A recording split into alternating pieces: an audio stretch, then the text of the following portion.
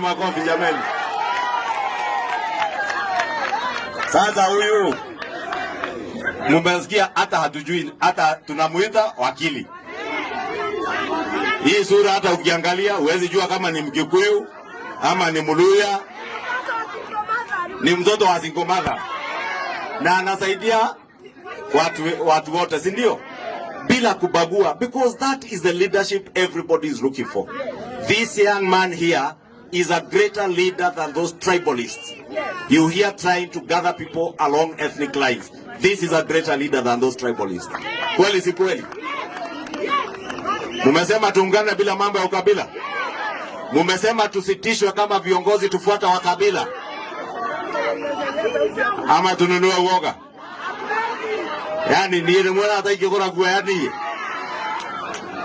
Mimi niliwaambia nilipambana na Uhuru Kenyatta akiwa rais wa Kenya, nikiwa tu mbunge wa kawaida. Wewe usijaribu kufikiria ati unaweza nitisha sababu uko na cheo inakaribia rais hapo. Mimi hakuna mtu anaweza nitisha hii Kenya na hii dunia. Niliwaambia naogopa Mwenyezi Mungu peke yake, uji moto na umeme peke yake. Pasiwe na mtu anafikiria ati atanitisha mimi. Na kama wewe ni mkabila, usiniingize mimi kwa mambo ya ukabila. Kama wewe ni mtu wa kublackmail rais na serikali ya Kenya ili ujitajirishe wewe mwenyewe, ati ununue mahoteli kutoka hapa Nairobi mpaka Mount Kenya Nyeri, yote ununue mahoteli na pesa ya umma, na ufikirie utaniuzia uoga, sio mimi. Lala, amka, utafute mwingine, sio Kimani Ichung'wa. Watu wa Rongai nikisimamia hapo ama niuzie uoga? Nisimamie hapo, nisiuzie uoga. Na mtu asitusumbue ati tumeleta baba kwa serikali. Baba ni Mkenya kama Wakenya wengine. Watu wa Nyanza ni watu kama Wakenya wengine, si ndio? Ni kweli tulitafuta serikali tukiwa wachache, si ndio? Lakini serikali ikipatikana, serikali ni ya kuhudumia kila mtu.